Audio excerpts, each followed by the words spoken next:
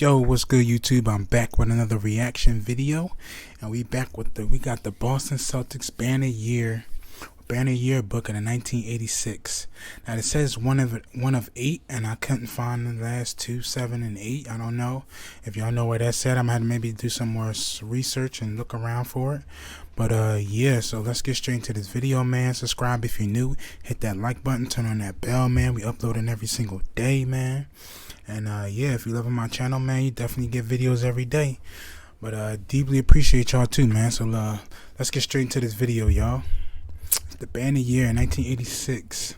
Shout out to Dana, I think is her name. Dana. Shout out to you for actually reminding me about this, because I was going to do it, but I couldn't find it. But then I was like, oh, let me look at this yearbook. I couldn't figure out the name. But yeah, let's get straight into this video, y'all. Let's get straight into it. I deeply appreciate y'all too, man. But let's get into it. The Lakers are winning it. 3 in 6 years. LA comes to Boston and wins the world title. I don't think that we ever felt like we're just going to win by showing up, but I had a great deal of confidence. I mean, when you have those kind of players, you know, you're very confident in your team. And in '85, we thought we were the best team and let one get away, and I think that was extra motivation for us as well. Well, we came to play, and we came to win. It was a really good passing team and very unselfish team. There just wasn't any doubt in my mind that we were going to win. Well, we had made 2 acquisitions which were really key. We had acquired Jerry Seasting from Indiana.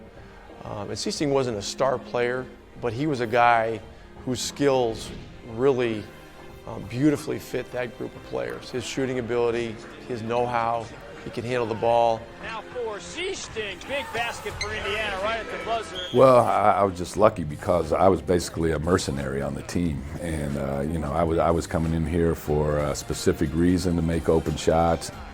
What a big shot by Seasting. And then not do stupid stuff and cost the team the game. You know, be there in tight situations and get Bird the ball, get McHale the ball. So I knew what my role was. In the summer of 1985, it finally dawned on me that it wasn't happening for me any longer, and I had to move on from my current circumstances with the Clippers and get on a much better team and in a much better situation and franchise. And so then I called Red, and I was told later on by both Red and Larry that they were having a meeting when I got on the phone with Red.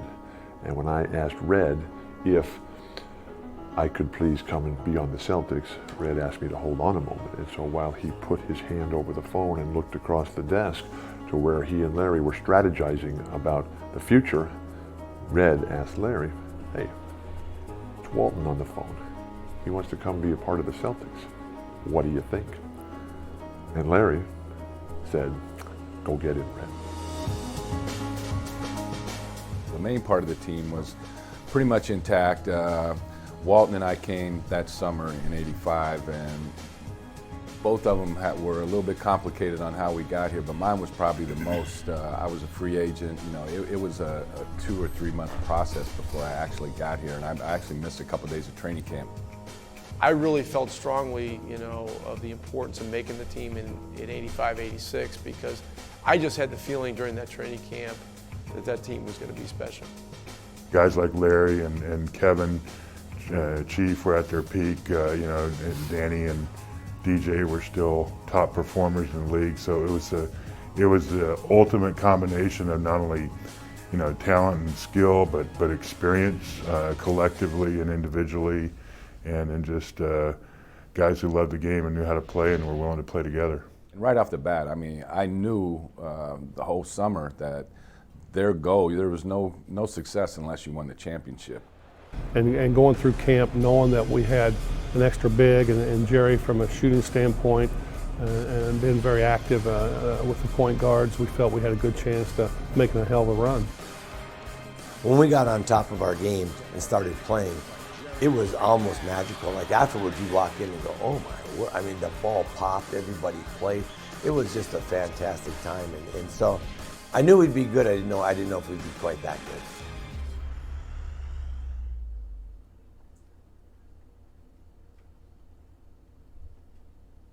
13 seconds left. Larry, an over-the-head pass now to McHale for 2. It's one of the best passing teams in NBA history. There's a great thing on YouTube somebody put out there. Real quick, yeah, it's just a playlist, so it's going to play through all of them except for 8.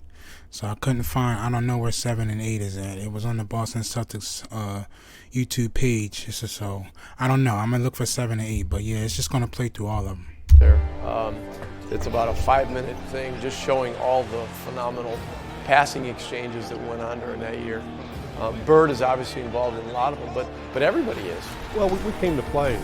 We came to win. It was a really good passing team, and very unselfish team. There just wasn't any doubt in my mind that we were going to win. It's been that way for a long time. Parrish with a great pass from McHale. You know, ever since Larry Bird's come to Boston, they've all become good passers. Well, it probably starts when, when your best player, when a guy like Bird will give the ball up to whoever's open and make such good decisions with the ball. It just kind of carries over. Larry off to Walton. Good! And a foul is called. All right. The sideline. And Larry in the middle. Off to Parrish. Keeping it alive for the Celtics. Walton looked away to Bird. Behind the back, Wedman. We just had a lot of guys that played unselfishly, that had good vision. They just knew, we had a group of guys just knew how to play and hit the open guy. Nice feed. Everybody played off each other. Everybody could pass. Everybody moved. We had great spacing. We just had an entire group of guys that understood spacing and movement. And, if we're coming down, and if I see you cut, I just wait, I back up. I may cut on top of you after you cut through. So much stuff that's just instinctive that you've played your whole life that is not built into a play. Like most of the plays we had sets that kind of give us some organization, but most of the beautiful stuff you saw was just, I saw my guy turn his head, so you make a cut. All of a sudden Larry's guy had to pick me up. Larry makes another cut off it, wide open shot. And it was just a lot of impromptu stuff with a bunch of guys that really knew how to play. Bird, great play on the defensive end. Here comes a Boston break, 3-on-1. McHale to Larry. Got it! Picks up rebound by Dennison Chapman. Dennison to Danny. Ahead to Larry. What a pass. Dean at the bottom, a three-pointer there. Nice pass. The ball moved like a hot potato. And the other thing that's interesting about that period of time was that that team was what I call a flow team on offense. We didn't run a lot of plays.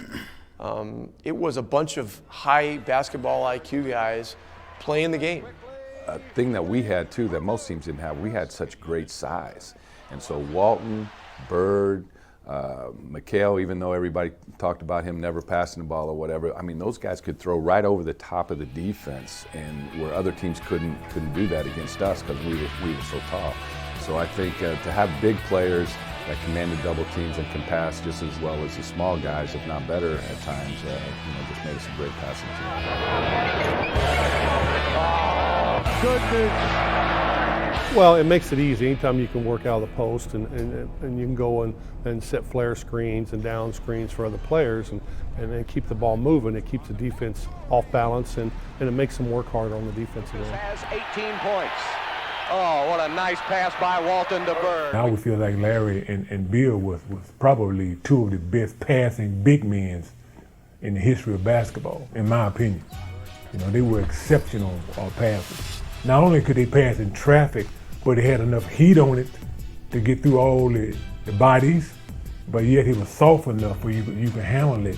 It wasn't too hot where you couldn't catch it and finish the play. So, and their vision, they had great vision, and I always respected that about them.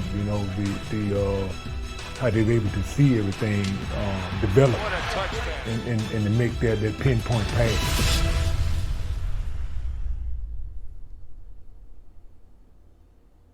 What Larry was able to do on and off the court, it defied description, and it was very much like being on tour with the Grateful Dead, in that you never knew what was going to happen. You knew it was going to be fun.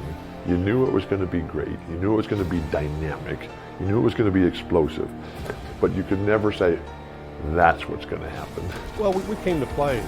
We came to win. It was a really good passing team, and very unselfish team. There just wasn't any doubt in my mind that we were going to win. Well, Steve, what about your thoughts on tonight's matchup? Another lineup change by the coach. He's installed Jerome Kersey in the starting lineup. Well, he's put a tiger in the tank. He feels that Jerome Kersey is going to give him some aggressiveness, particularly against Larry Bird. Jerome Kersey's guarding Larry.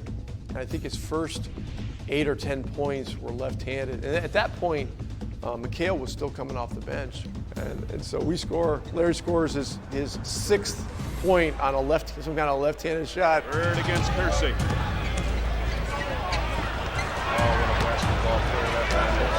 And McHale goes, hey, Jerome, wait till he starts shooting right-handed. Change for Bird, another three-point try. Well, left-handed is one thing, but when the game got close, I had to go back to the right one. I think it went right down the wire, and we might have won by 1 point. Beat you right there. You got to keep them under control. They don't. And the Blazers have timeout with 3 seconds remaining. His ability to just bring it out every single day. You know, he could outscore you, he could out-rebound you. Bird kept it alive to Walton for 2. Oh, what a play! He could pass better than you, he could defend better than you, he could lead better, he could dribble better, he could set up plays, he could be the decoy. He could do it all. Bird winds up three-pointer. Yes, Bird's last three-pointer, so he tries another one. Of course! Here in the first quarter, Bird backdoor. There was another time we played San Antonio where Larry was like 10 for 10 from the field, 10 for 10 from the line, and early in the fourth quarter, we beat him by about 20, and he told Casey, he goes, this isn't any fun, coach, take me out. He goes, this isn't. He goes, you know, they're not even a challenge tonight. Bird winds up again, 3 points. 3 for 3 for LB. Oh, mercy. The thing that always stands out to me about Larry was his unwavering confidence. I mean, he had a level of confidence that was far superior to the rest of us. And I think that we were all very confident people. He's trying different kinds of shots this year than he did any time in his career. We just didn't think we were going to lose. And we lost some games throughout the year. I can remember one in particular where I was mad at Kevin and Bill before the game. They were messing around in Dallas, and I was very upset. So I went out and I told them, I don't need you guys. I'll win it by myself. I score 50 and we lose. But I made my point. Up to Vincent. He's got McHale. Finds Bird. Oh, what a nice pass by the rookie. You know, Larry was a serious trash talker in the sense that he would challenge people to be able to either block this shot or, you know, or get a hand up on this play, or so it was all in I think good nature, but still a way of challenging, you know, teams that we were playing against to be able to match his skills. I'm not a limelight type of guy. I'm not a self-promoter. I sort of let my basketball do my talking. I love to play the game. Bird coming around. Oh, what a pass to Parrish! I don't know other athletes, but if they're treated as well as I was treated in Boston, they should be very grateful, because it was the ride of my life. There's no question about it. It was the best time of my life, and I'll never forget it. Pandemonium right now.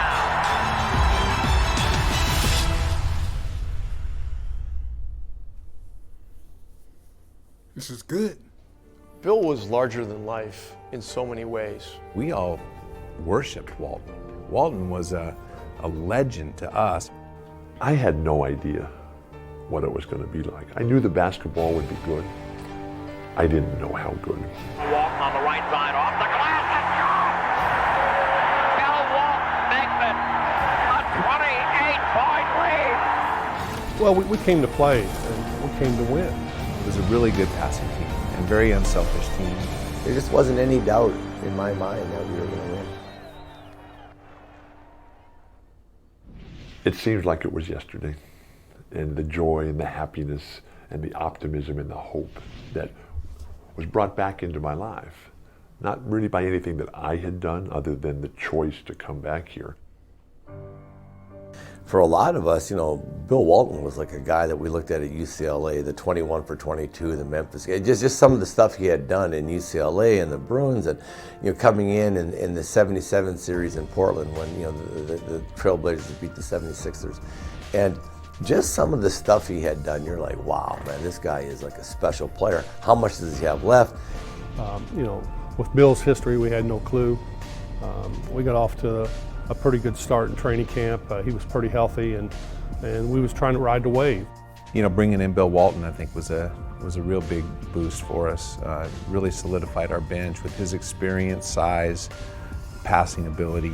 I thought he was a big key in the difference between 85 and 86. We always said that Robert's the one that had to give the most for us to be successful on the offensive end. Then when Bill came, Bill was all about winning, so it made the transition very easy.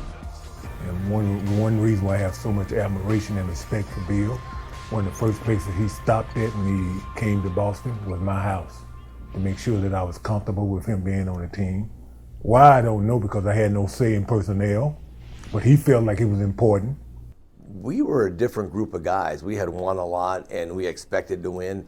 And Bill got in there and he just fell in love with that whole atmosphere, and he actually added to it so much. So, you know, going in, we didn't know, but I knew we were going to win. I knew we'd have a hell of a chance to win a championship. But he brought together kind of a camaraderie between everybody that was really fun. I went to my first Grateful Dead concert because of William. Bill goes over to Worcester Centrum. Got the stage all set up. You know, he knew these guys extremely well, traveled with them. I was very hesitant to go, to be honest, because I'm a jazz and R&B guy myself. That night we show up and it's, you know, Larry Bird, Kevin McHale, Robert Parrish, to a Dead show, you know. I mean, there's 8 or 9 of us there sitting on stage watching the Dead, right? I had a great time. I even got it, I was shaking my little narrow butt, to be honest. I enjoyed it. Yeah, he turned us into wearing tie-dyed shirts and stuff half the time just for fun. It was a blast. Up it comes to Seasting. To Walton for 2. Just the spirit and the energy that Bill brought every day. You know, he just was so passionate about life and cared so much about winning, and just was so elated about the chance to be here and be a Celtic and be in this championship environment that it took, you know, an already great bunch of guys and good team into a whole new, different level with Bill's energy. Well, Bill, like after games, used to always come in the locker room and pop a beer, and like we'd win a game, Bill would come in and he'd open a beer, and I was going, "That was the best game I've ever been involved in." And then the next night, "That was the absolute best game I've ever been involved with." His greatness elevated the level, you know, of the role players, and we could play more extended minutes, and we were able to give our starters some rest that year. Actually, I think he made all of us better, Bill did. There were days when he was feeling good, there were no layups and no points in the paint. That's how good Bill Walton was. Scary. Every game was a special game because we didn't know he was going to be broke down the next game. But that year he played 80 games, and we won a lot of them. Won a lot of them because of him. The fact that the Celtics were willing to take a chance, were willing to allow me to come and play on their team, a team that was already a championship team, was a huge risk for the Celtics. But I'm glad they took it, and it completely changed my life.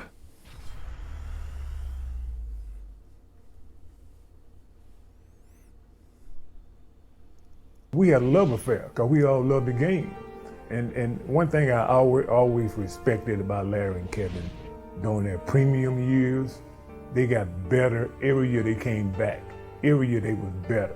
They didn't rely and live off what they did the past season. And I think that's one of the reasons why we have so much respect and admiration for one another, because we took the game serious. We didn't care whether you were at the top of the division or at the bottom. You know, we were trying to rip you new. And that's the attitude you got to have night in and night out to be successful. Well, we came to play. We came to win. It was a really good passing team, and very unselfish team. There just wasn't any doubt in my mind that we were going to win. Larry looking for the Chief. That fake. Got it. Oh, boy, what a play. Well, we had Larry, which was a great offensive force. He had the respect of the officials. And plus he was able to create offense not only for himself, but for Kevin and myself. And the one thing that the three of us had going for us, we could all shoot the basketball. We was all great finishers. Larry was able to create a lot of offense for Kevin and myself, but we got a lot of points. I like to go back and see how many layups and dunks I got. because of Larry, his creativity. Bird coming around. Oh, what a pass to Parrish. Step out on me, Aaron. Take away my jump shot. Hey, look at all of us. When you play with Larry Bird, believe me, Larry's going to get the lion's share, and he should have. Loop it into McHale. Back to Bird for 3. Bird winds up again, 3 points. 3 for 3. Bird kept it alive to Walton for 2. Oh, what a play! The rest of the score. Well, Larry was more reserved, kept to himself, and that I think is one of the reasons why he was an ideal leader, because he wasn't very vocal. He led by example every night, practices also. Bird in the break. Seasting is with him. Larry to McHale for 2. What a pass out of Bird. Talk about Olajuwon and all the other great ones. They're great, but Kevin was as good as anybody I've ever seen. He probably gave up more than anybody. He didn't demand it. He liked his shots. Near side. Coming to the air and laid it in. Oh, that was a heck of a play. And I think everybody, when you play in a really good team, everybody sacrifices for each other but it's not a sacrifice. It's just that if Robert had it going, which he did many nights, he just got the ball. If Robert and Larry had it going, I just knew I wasn't going to get as many shots. No big deal. The next night might be my night. We got ours, and our goal was that one more point than the other team. By Walton, back to Bird. Again, Parrish beats his man, got the layup and a foul. Robert was fantastic. He was a guy that was just dependable. Robert, every single night, just did his job. He did it very quietly. He went about his business, but protected the paint, rebounded the ball, scored in the post. He just did his job on a nightly basis at really, really a high level. Over the top. Parrish, the block on Jay.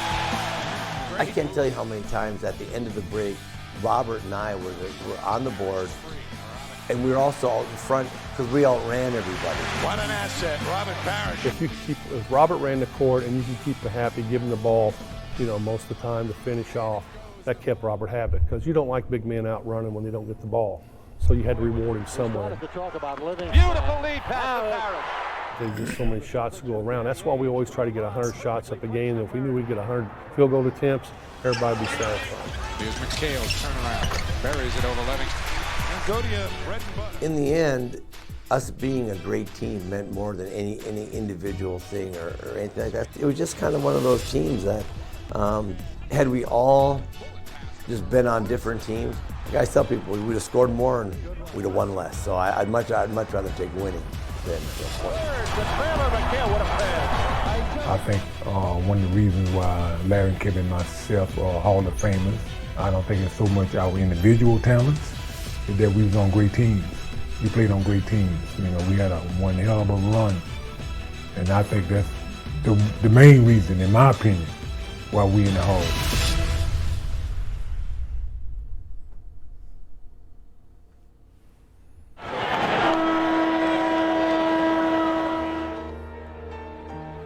There were nights they played better than we did. I think the key to that year was just the way that Coach Casey Jones was able to balance the team and keep everybody focused on the team concept of everybody makes a contribution. We had the whole thing fixed. Well, we came to play and we came to win. It was a really good passing team and very unselfish team. There just wasn't any doubt in my mind that we were going to win. It was a unique group of a bunch of guys that could really play, and those guys I know they wanted to play more. I know Scotty was a hell of a player, Wedman. Bill was. All these guys wanted to play more, but they had good players in front of them. But boy, when they got their chance, they helped us win so many games. Yeah, to be able to go out there and feel like you could. Not just give them a breather for a couple of minutes, but to extend the lead and to hold the lead. There was just a beautiful thing. It was an adjustment. It was an adjustment as a rookie because, again, as a rookie, your thoughts at that time is, how do I fit in? How do I get into the rotation? How do I get some minutes? How do I make a contribution? How do I have some sort of impact? One of the qualities of a really good team is that You have guys that are ready to play, and boy, when they got their opportunity, you know, they really shined. Now, like I said, there was many nights that those guys played great. Me and Scotty competed every day in practice against one another, and there's a lot of days where he played a lot better than me. But it's always good to have a guy that can come in and score points in bunches. There were nights that they came in and Scotty Webman got on fire, Bill was working it, Seasting was hitting shots. Jerry was great. Them 2 years we had Jerry, especially in '86, Jerry shot like 56% from the field. He's a dead-eye shooter. He's the one kid that we could get up and put pressure full court on other point guards. Isaiah hated to play against him, so it was great for me to see it. And he was scrappy. Jerry was a good little player, yes. You know, all those guys, they came in, there were nights that they actually played at a higher level than we did. And, you know, and that really got us ready to go again. And, you know, you'd sit on the bench and, you know, they go out there and it made you a better player and it made you a way better team. It is a huge advantage, and you know we didn't go deep into the bench, you know, like our Celtics teams of today, but because Larry and Kevin and Robert and DJ and myself, we all played, you know, 36 plus minutes. For the most part, our battles were, you know, in the practices. The chance for us to keep those guys sharp, to challenge those guys every day, was what Coach Jones had us believing in was our contribution to this championship team. So we felt like even though we weren't the guys during the games that were getting the minutes, we were the guys that were keeping the guys sharp, that were getting the minutes during the games.